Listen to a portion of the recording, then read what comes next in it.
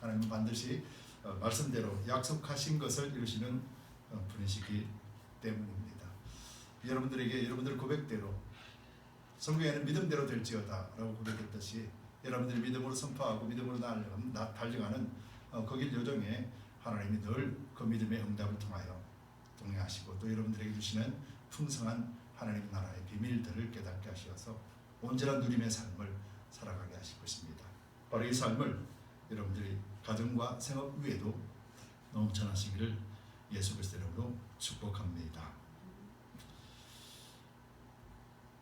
우리는 믿음이 우리 스스로가 지킬 수 있다라고 생각할 때가 참 많습니다. 그리고 우리는 우리 자신이 예수님을 잘 믿고 있다라고 생각할 때도 참 많이 있습니다. 그리고 그런 확신을 갖게 되는 것은 과거의 우리 신앙의 고백과 또 여러 가지 간증들 또 경험한 것들 때문에 우리는 더욱더 확신을 갖고 살고 있습니다. 그럼에도 우리가 이 신앙생활에서 더욱더 조심해야 될 것은 과거에 그렇다고 해서 이 모든 것들이 오늘이나 내일을 보장하지 않는다라는 것입니다. 그래서 저는 요즘 묵상을 하면서 그런 걸 많이 생각해요. 내가 믿는다라고 하면 믿어질까? 내가 말씀대로 살려고 하면 사라질까? 주님 앞에서 주님을 찾는다라면 또 내가 회개라는 도구를 사용하지 않고 나는 언제든지 주님 앞으로 갈 수 있다라고 하며 삶을 산다라면 그런 삶은 정말로 하나님 앞에 다시 돌아올 수 있을까? 이런 생각들을 참 많이 하게 돼요. 더군다나 이 시대를 바라보면서 또 말씀을 읽으면서 말씀을 묵상하면서 이런 생각들이 참 많이 들어요. 그래서 이런 데 있어서는 어느 누구도 예외가 될 수는 없습니다. 목사인 저도 마찬가지고요. 장로, 권사, 직분을 받은 자들도 마찬가지입니다. 목사도 예수님 없이는 무너집니다. 목사도 과거에 그만 연연했다가는 오늘 안일하게 살면 어느 순간에 무너지고 말죠. 여러분 밀림에서 어떤 자가 이 사자나 그들의 먹잇감이 되냐면 가장 연약할 또는 자기 혼자 스스로가 가려고 하는 약한 짐승들에게 가장 빨리 먹잇감이 되고 죽게 됩니다. 우리 신앙도 마찬가지죠. 하나님은 왜 교회를 주셨을까? 또 하나님은 왜 가정이라고 하는 이 공동체를 만들어 주셨을까를 생각해 보면 누구든지 가정을 떠나서 안전하게 살 수 있는 아이들은 없습니다. 그리고 교회도 지체의 몸이라고 했듯이 교회를 떠나서 혼자 스스로가 신앙생활을 이길 수 있을까? 성경은 단호하게 그렇지 않다라고 말씀을 하거든요. 그렇기 때문에 우리는 믿음 안에 있어서 언제든지 겸손하고 또 주님만 바라봐야 될 줄 믿습니다. 그래서 고린도전서에 보면 이런 말씀이 있어요. 그런즉 선줄로 생각하는 자는 넘어질까 조심하라. 이것은 오늘 사는 바로 오늘 이 시간을 이야기하는 것이에요. 선줄로 생각하는 자들은 넘어질까 조심하라. 이 말씀이 우리에게 정말로 큰 도전이 되는 것 같아요. 왜냐하면 오늘 본문에 등장하는 제자들의 모습을 보면은 바로 이런 모습이거든요.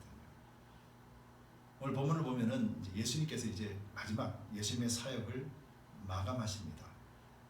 예수님의 공생의 사역을 마감하시고 그 마감하시는 시간이 이제 우리가 잘 알고 있는 최후의 만찬이었죠. 최후의 만찬이 끝나고 이제 예수님께서는 기도하시러 겟세마네 감람산이라고 겟세마네 동산에서 마지막 기도를 하시기 위해서 나가십니다. 그래서 성찬식을 제정하시고 예수님의 살과 피를 함께 나누고 또 그곳에서 예수님의 팔자가 누구인가에 대해서 명확하게 설명해 주시고 그러면서 이제 예수님은 모든 공생의 사역을 마감하시고 이제 감람산으로 올라가십니다. 그럴 때 지금 제자들도 함께 예수님과 함께 동행합니다. 그 동행할 때 예수님께서는 오늘 본문 속에서 말씀하신 것처럼 너희가 다 나를 버리리라 라는 말을 하게 되죠. 그럴 때 베드로는 깜짝 놀랍니다. 주여 어찌 그런 말 하십니까? 주님 나시잖아요.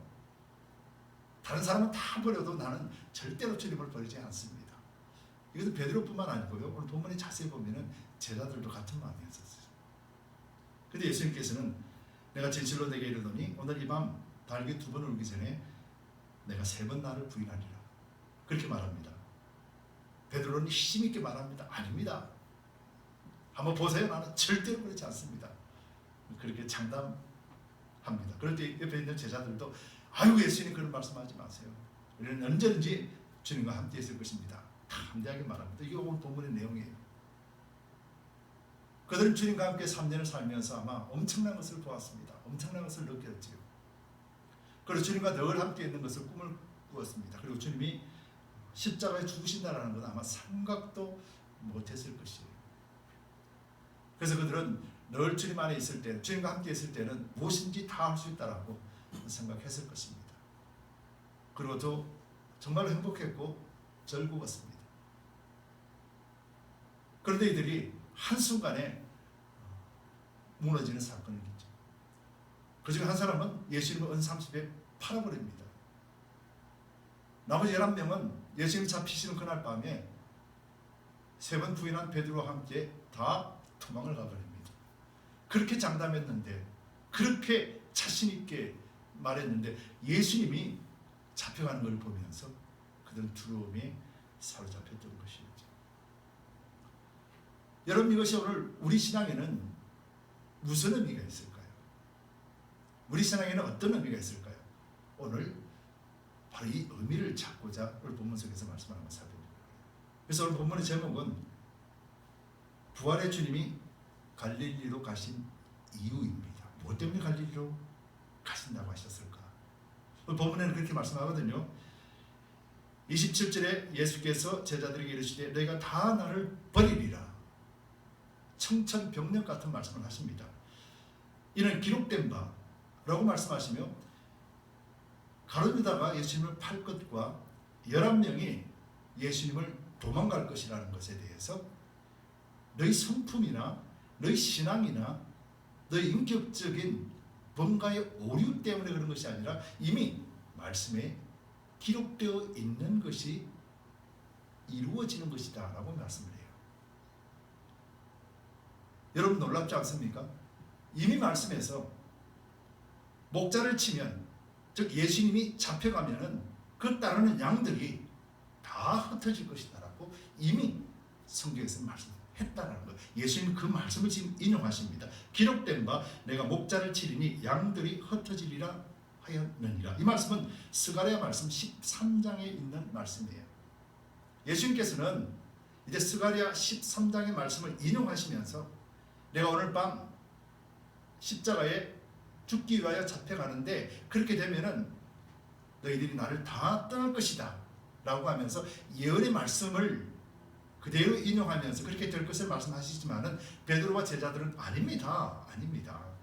말씀이 그렇게 되더라도 나는 절대로 그렇게 되지 않습니다 라고 말씀을 하거든요. 근데 말씀에는 뭐라고 기록하냐면은 스가랴서 13장 7절 9절에 보면은 이렇게 기록되어 있어요. 만군의 여호와가 말하노라. 가라 깨어서 내 목자 내 짝된 자를 치라. 목자를 치면 양이 흩어지려니와 작은 자들 위에는 내가 내 손을 들이우리라.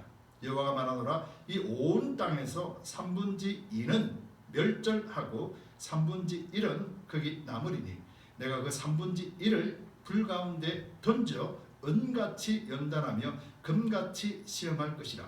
그들이 내 이름을 부르리니 내가 들을 것이며 나는 말하기를 이는 내 백성이라 할 것이요 그들은 말하기를 여호와는 내 하나님이니라 하시라. 목자를 치니 양들이 다 도망갑니다. 근데 그 중에서 3분의 2는 돌아오지 않고 3분의 1은 그곳에서 이기겠다라고 이미 예언해 말씀하셨다. 여러분, 이 말씀은 하나님은 하나님의 말씀을 예언하셨다라는 것은 하나님이 누구보다도 우리를 잘 아신다라는 거예요. 그래서 소수에 말씀드렸듯이 내가 믿기만 하면, 나는 잘 믿겠다 결단만 하면 믿어질까?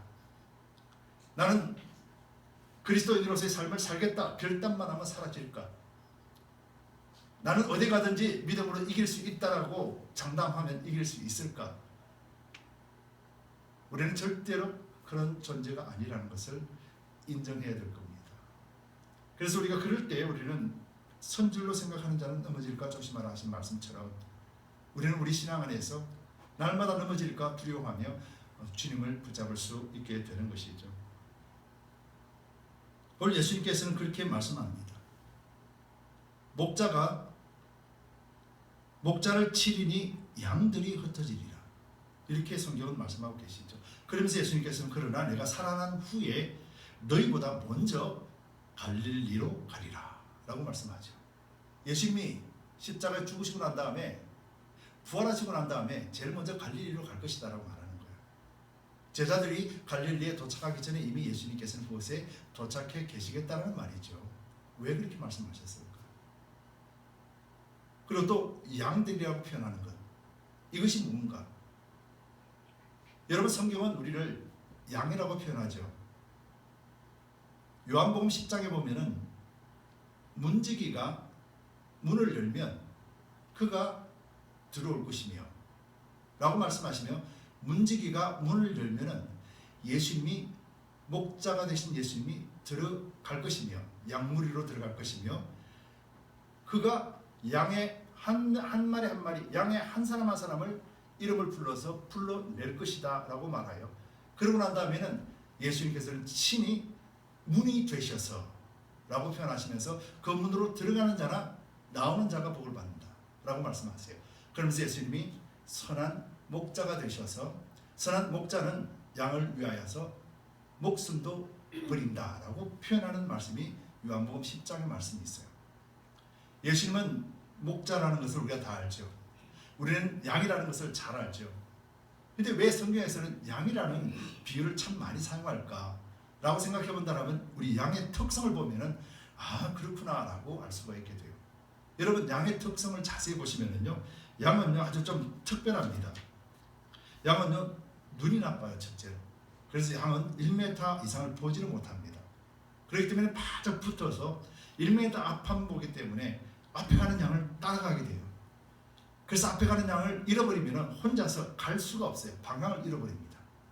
그래서 쉽게 이리떼에게 먹히운 바 되는 그런 존재가 되고 말아요. 그렇기 때문에 보이지 않기 때문에 방향 감각이 없어요. 눈이 안 보여서 방향 감각이 없습니다. 그러니까 어떻게 돼요? 잘 넘어집니다. 몸은 크지요, 다리는 짧지요. 그래서 한번 넘어지면 양은 스스로 일어나지 못합니다. 그리고 잘 속습니다. 보이지 않기 때문에요. 잘 속아요. 그리고 보이지 않기 때문에 자기 자신을 자기가 지켜야겠다는 그런 마음 때문인지 아주 이기적이고 제멋대로입니다. 그리고 반드시 왔던 길로 돌아가려고 하는 습성을 양은 가지고 있어요. 근데 더 중요한 것은 양은요, 다른 짐승들은요 죽음 앞에 섰을 때 몸부림치며 반응을 하는데, 양은 죽는 순간에 가장 온순해진답니다. 이게 양이에요.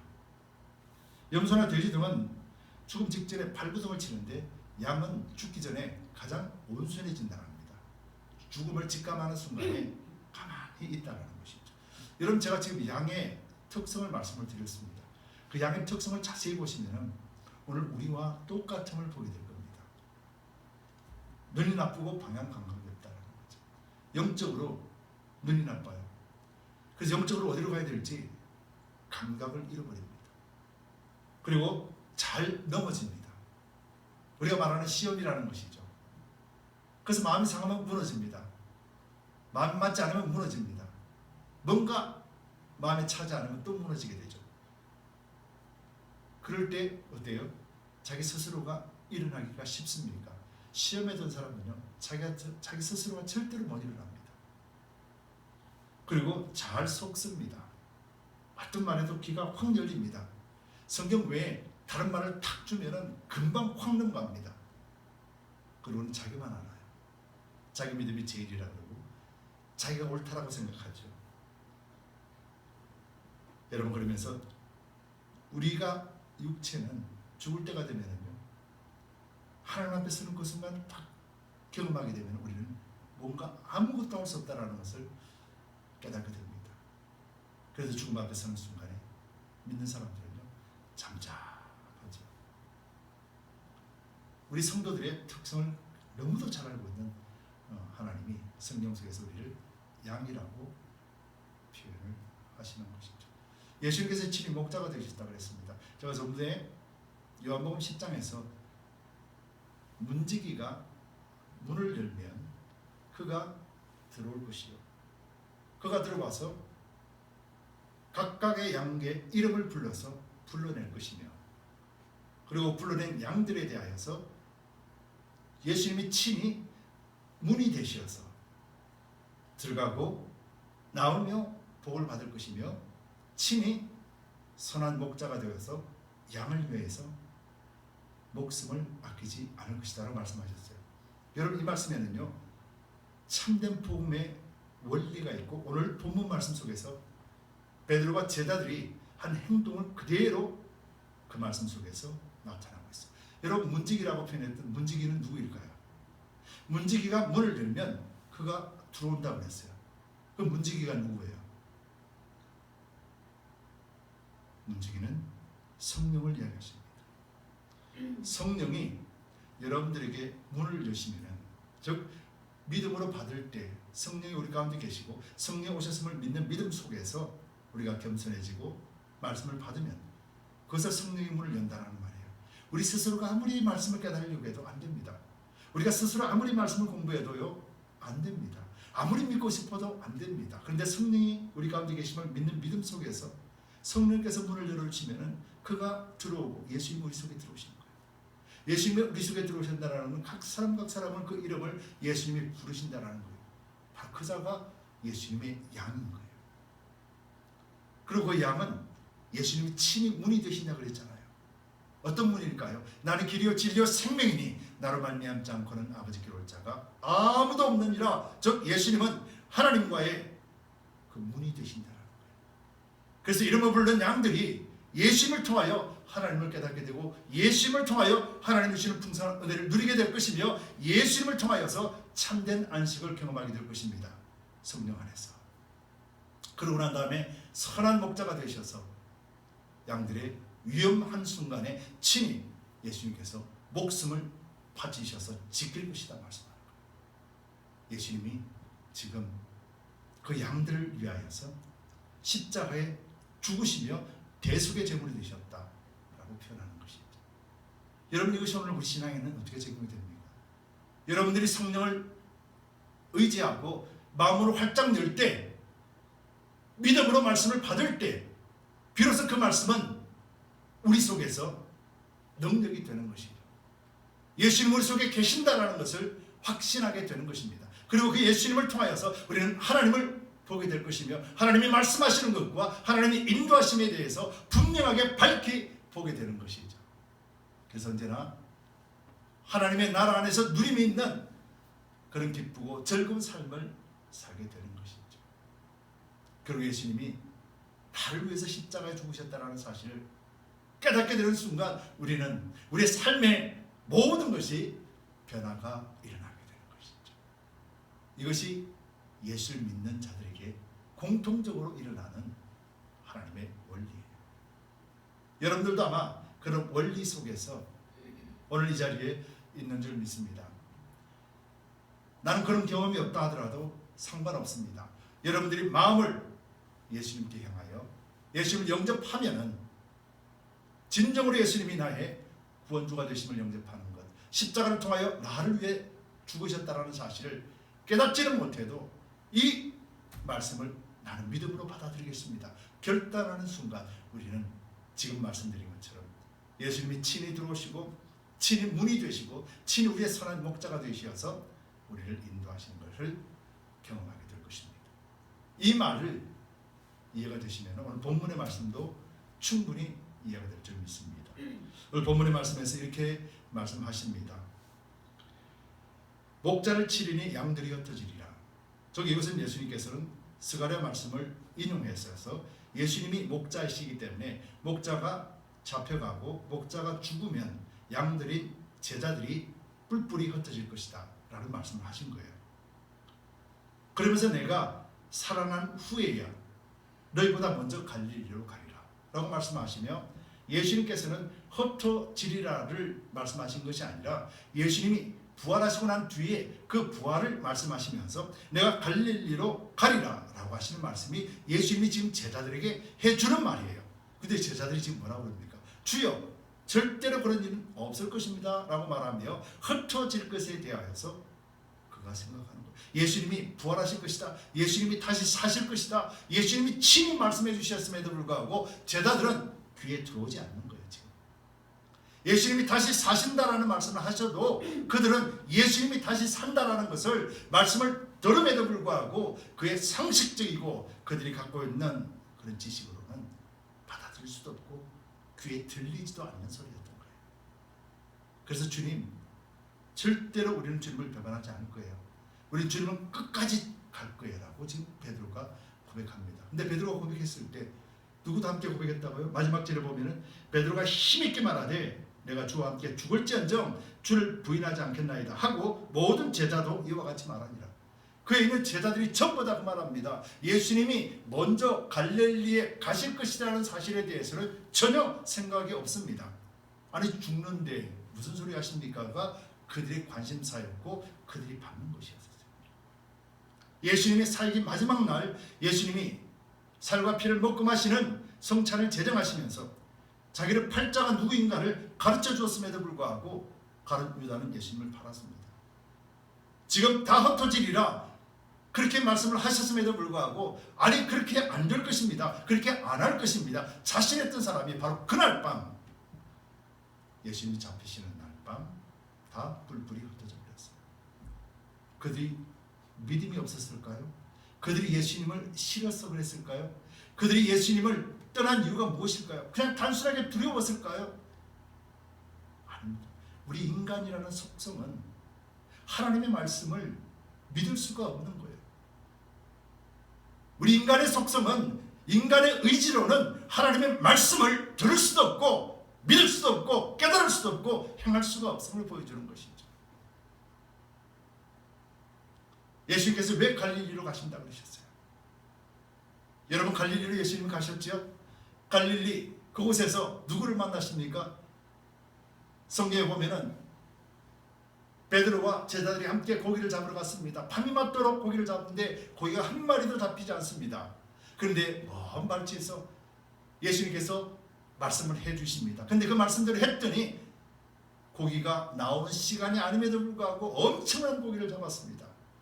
그리고는 이제 그 고기가 너무 무거워서 힘들어서 들어오지 못하고 깽깽거리고 들어오는데 발치에서 기다리고 있는 분이 마치 예수님처럼 보입니다. 베드로 눈에는. 자세히 보니까 예수님인 거예요. 깜짝 놀랍니다. 그래서 베드로는 겉옷을 입자마자 바로 물에 뛰어듭니다. 첨벙 걸어서 거의 한 90m 되는 거리를 수영을 했든지 걸었든지는 모르겠습니다. 좌우시간 그 거리를 베드로는 정신없이 뛰어옵니다. 그 과정 속에서 무슨 생각을 했을까요? 베드로는 힘들었습니다.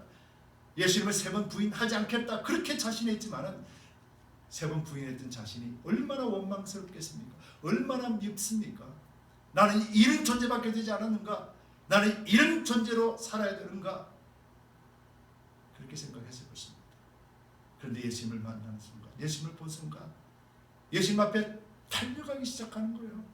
자기 자신이 3번 부인했다는 사실을 알면서도 그 예수님 앞에 너무도 죄송하고 너무도 예수님을 수제자라고 따랐던 그 사실이 너무너무 비참하고 후회합니다. 한마디라도 예수님 앞에 가서 했으면 좋겠습니다. 그런 마음으로 살고 있던 그에게 예수님이 갈릴리에 오셨습니다. 예수님보다 먼저 오셨다고 그랬어요. 그리고 그들이 고기를 잡는 것 다 포기해버리고 과거의 옛 모습대로, 희귀본능이잖아요. 과거의 옛 모습, 그들이 무엇입니까? 갈릴리에서 고기를 잡던 어부였잖아요. 희귀본능, 그곳으로 돌아가서 고기만 잡는데 예수님이 부르시는 거예요.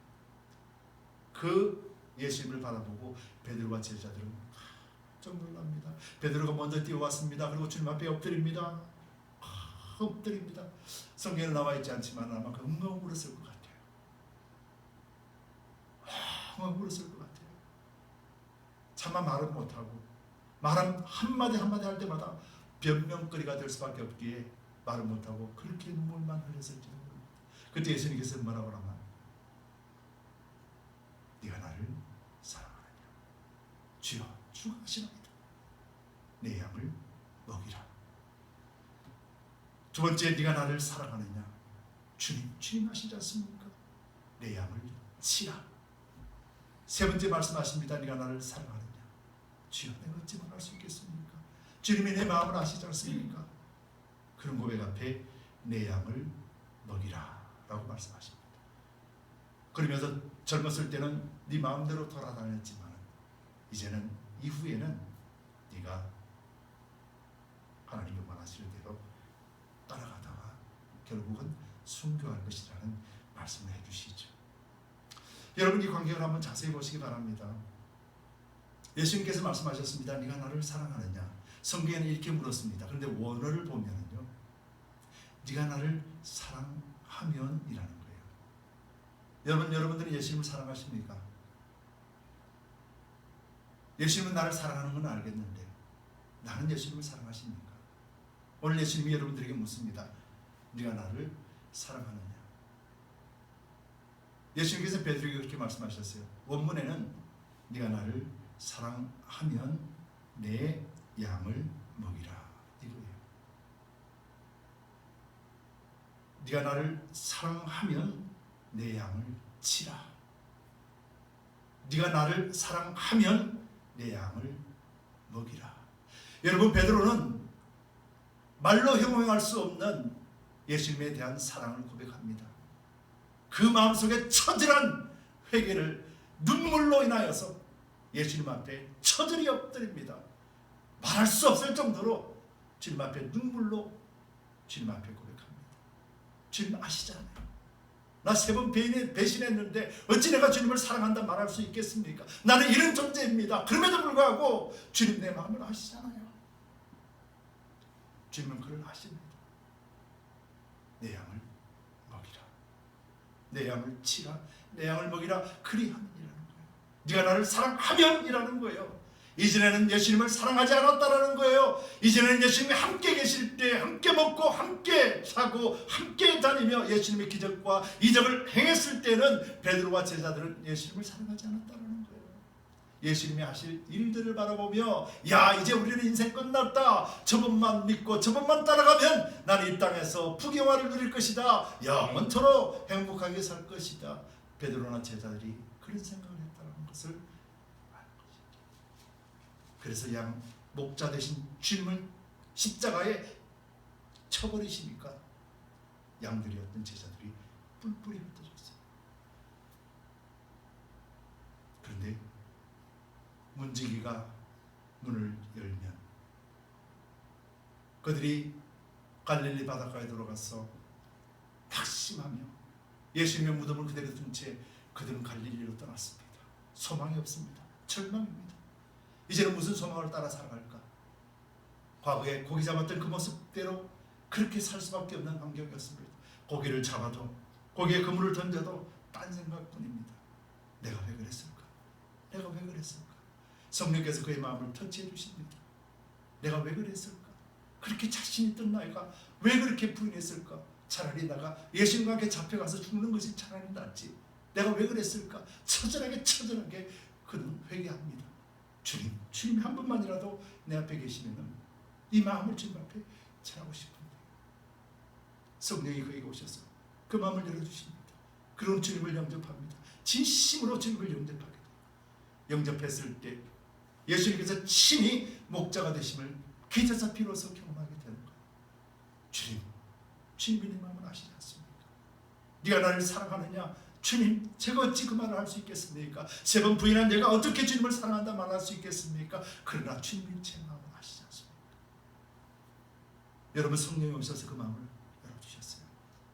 과거에 3번 부인했던 것을 책망하시는 것이 아니라 그 사실을 인정할 때 자기 자신은 하나님 앞에 무너진 자기 자신의 그 연약함을 깨닫게 되는 순간 주님 앞에 섰을 때 주님의 그 사랑을 보게 되는 것이죠.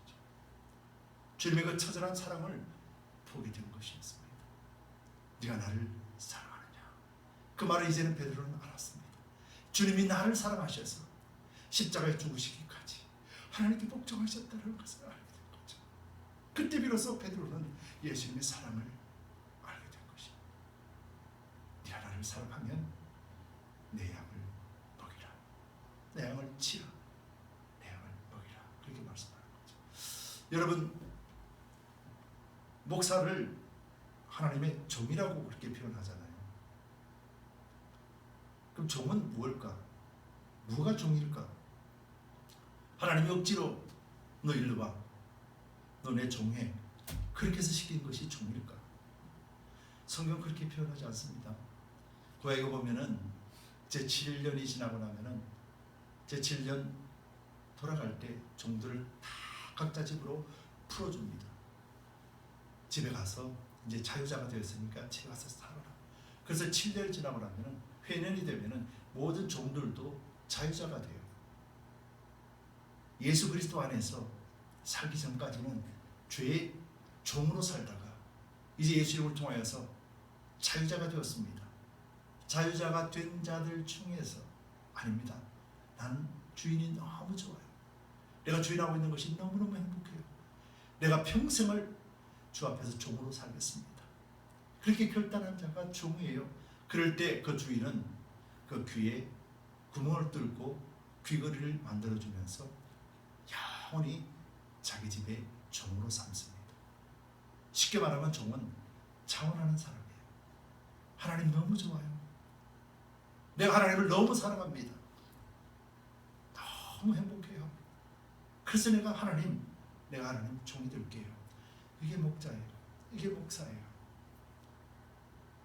여러분, 기름 부은 자들은 누굽니까? 하나님의 종들이에요. 안수집사나 장로들도 그렇습니다. 계급이나 위치가 아닙니다. 너무 주님 앞에 감사해서 그 사랑을 깨닫고 너무너무 좋아서 주님, 내가 이 직분을 감당하겠습니다. 이것이 직분이에요. 안수집사나 장로가 기름 부음을 받는 것이 바로 그런 의미예요. 예수님께서는 친히 목자가 되심으로 인해서 이제 그 베드로가 진정한 하나님의 종으로 탄생을 시키는 것이죠. 예수님께서는 왜 갈릴리로 가셨을까? 갈릴리는요, 절망의 시간입니다. 그 소망을 가지고 예수님을 따라와서 예루살렘으로 올라왔고 주님과 함께 다녔던 그 시간들이 너무너무 행복했는데 이제는 그것이 다 물거품이 되고 다시 그 절망의 늪으로 빠진 곳이 갈릴리였습니다.